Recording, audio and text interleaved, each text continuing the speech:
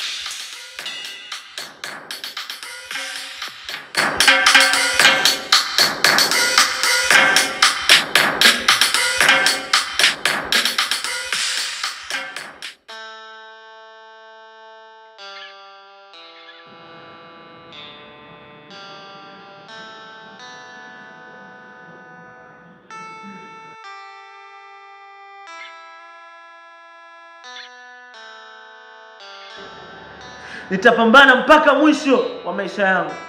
Siwezi kuishi maisha magumu milele.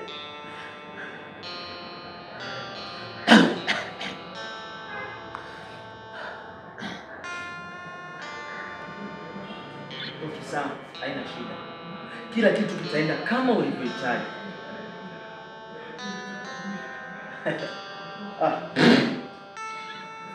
Nipe ndugu yangu. Shikamoo. Nyama sana. Yaani niko nje nasikia makelele. Kajua hata kuna shida. Kumbe ni sanaa yako. Mwanangu. Nilikuwa nafanya mazoezi ya sauti nini na hisia. Kweli sanaa ni uchizi. Bwana si unajua sanaa. Inabidi upige tizi sana. Yaani popote pale unafanya mazoezi, ndani kwa mwenyewe kama hivi, mazoezi chooni. Mazoezi basi ndio vitu vinanishindaga. Naomba sana. Sasa ndugu yangu, niambie. Safi ndugu yangu. Najua leo nimekuja bwana kama tulivyoongea kwenye simu. Kwa nimekuona ni mtu ambaye umeanza sanaa muda. So nimeamua kukusaidia kwa namna moja ama nyingine, kukusupport kwa hiyo unachokifanya. Au unaonaje ndugu yangu? Ndugu yangu bwana, mimi nashukuru na sitoacha kukushukuru. Ili jambo nimelipokea kwa mikono miwili.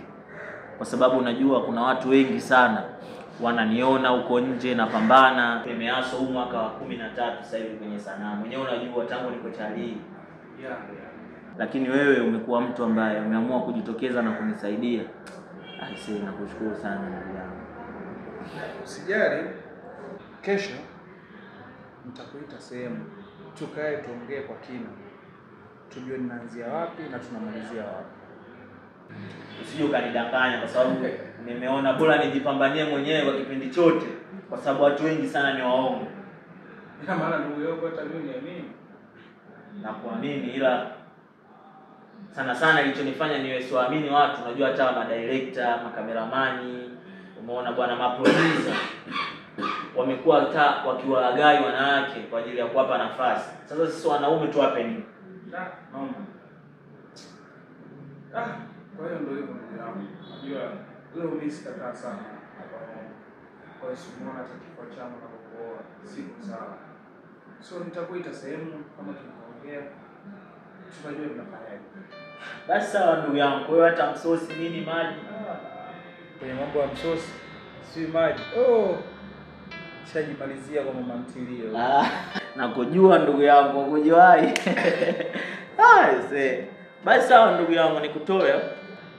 Vipi unayata hela mazoezi leo, vipi unaendaje? Napata nauli ya kuendea mazoezini sina mwanangu, huwezi kuamini. Basi ndugu yangu, kwa kuwa nishaamua kuvaa vitu wako, kama tusaidiane. Nakaela kadogo hapa.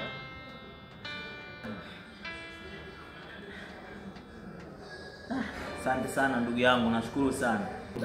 Swazi ndugu yangu. Asante sana. So Mungu ananipatia riziki kidogo. Lazima tugawane. Asante sana mwana. Sawa. Basi nikutoe.